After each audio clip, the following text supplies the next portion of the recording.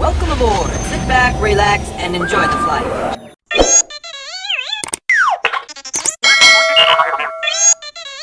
Hey guys, me host Super Sorrel, thank you very much for tuning in. Look what I got! It's the Imperial clone Shock Trooper. This one has come from Comics and Cocktails this past week, and I am so happy to have it in hand, guys. This is number 7 in the Star Wars Bad Batch line, and he looks absolutely awesome. Look at the packaging. I'm loving this red haze on the side there that they're using for the Bad Batch series. How long is it? How long do we have to wait, do you think, for Wrecker and... Oh, who else are we missing? We've got Hunter, we've got Crosshair. So it's Wrecker and... It'll come to me.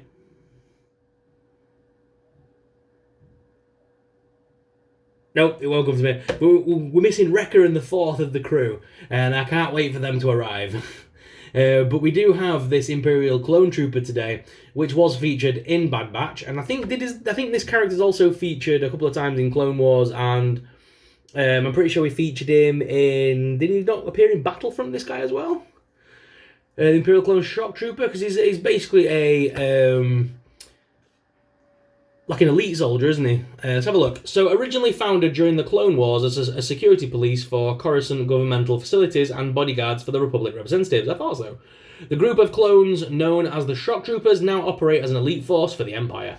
Ooh. Loving it. Can't wait to get more in this line. But for now, guys, let's break this bad guy out of the packaging because he looks absolutely awesome.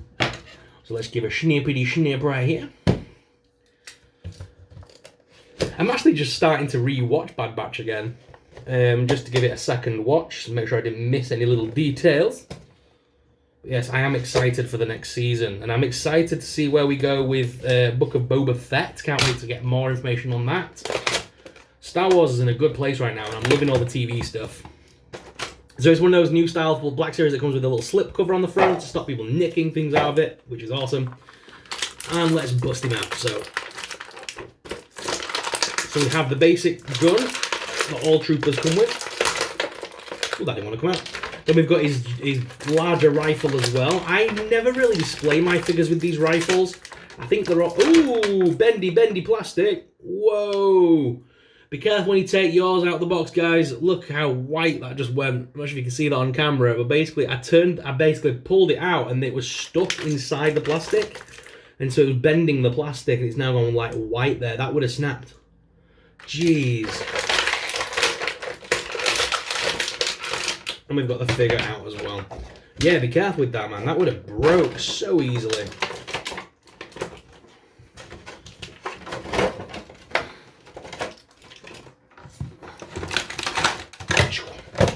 Alright, so put the box back together.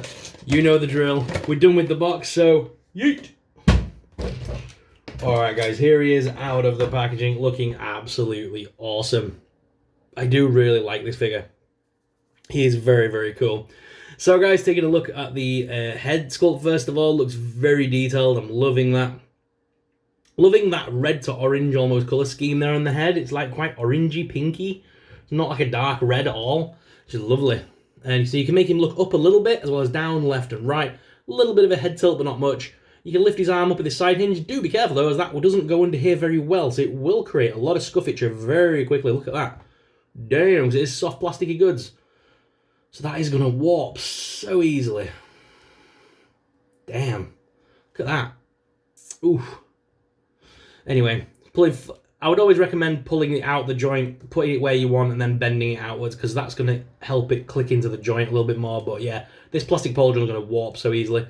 Anyway, so you can lift the arms outwards as well as forwards, backwards, all that good stuff. You've got double hinged elbows here. Well, they are like single hinge, but they work as a double hinge, like wraparound hinge. And they're pretty good. And then you've got the hands on a ball joint here. We do have the crunch at the abdomen. You can crunch him backwards, forwards, left and right a little bit. Legs do lift out all the way, which is nice, as well as forwards, backwards. There is a bit of a top thigh cut there as well. And they've got the single hinge knees on these ones that kind of wrap around. No boot cut there, but the feet are on rocker and pivot, and there are display holes should you wish to use a display base on this figure. All in all, very nice. I'm loving that red pauldron. That's a very cool effect.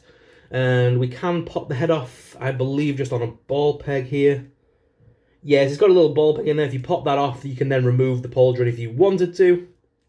So what I'm trying to say is you could buy multiple of these figures, leave one with the pauldron on, and then have a bunch of other ones without the pauldron.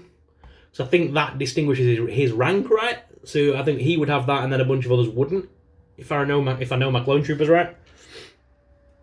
He doesn't come with a holster. Normally the troopers come with a side holster for the side gun. In this instance, they don't come with that.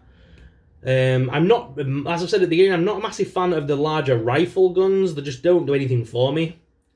So I'm going to probably display him like the rest of my troopers with the regular issue, the regular issue sort of rifle, plasma rifle that they all get. Plus, I like that one. You can also use the second hand and slide that through, like so.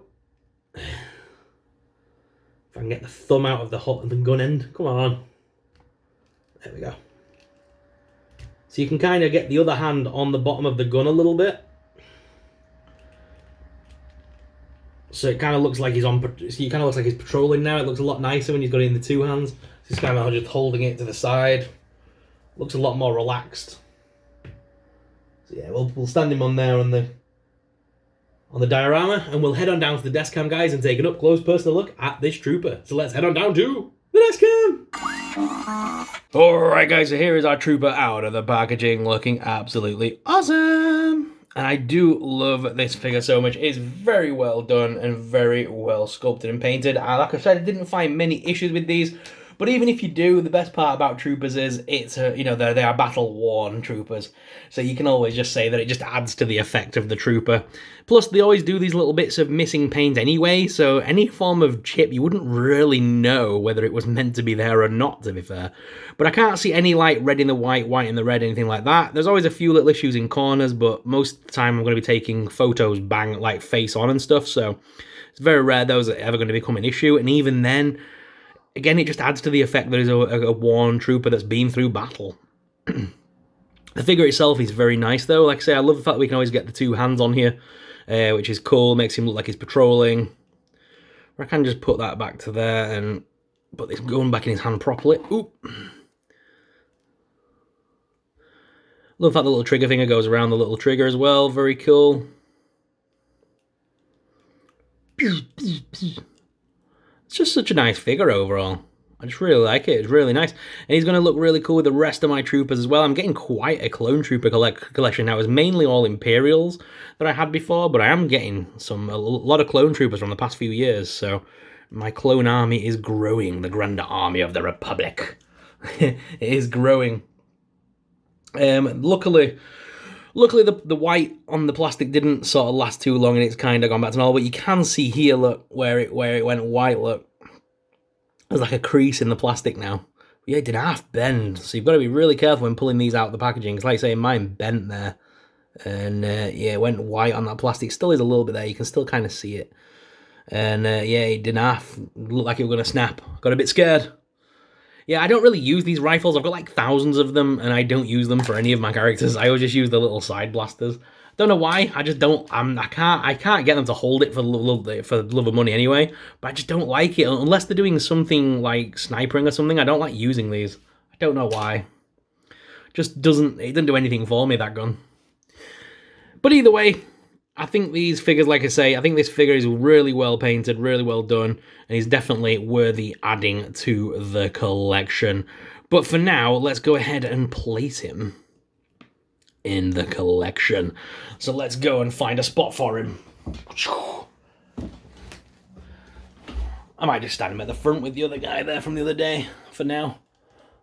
Yeah, just slot him there for now, I think. But yeah, you can see that's all my troopers and Republican commandos, and there's all sorts in there, a bit of a mixture. But yeah, add him to the army. And Admiral Rampart's going to go right here. What are your thoughts on this figure though, guys? Let me know in the comments down below. If you enjoyed this review, then I would love it if you hit that subscribe button for me. It would really support this channel. But for now, guys, let's head on back to the main cam and finish off this video. Guys, what are your thoughts on this figure? Let us know in the comments down below. If you enjoyed today's review, then please try to hit that like and subscribe button. Subscribing really supports us. It really helps us out. and it helps us to keep making awesome videos like this. Thank you very much for watching, guys, and until next time, may the Force be with you. Bye! Sorry, Clove, I'm still getting used to my programming. We do hope you enjoyed your tour of Endor and will come back soon.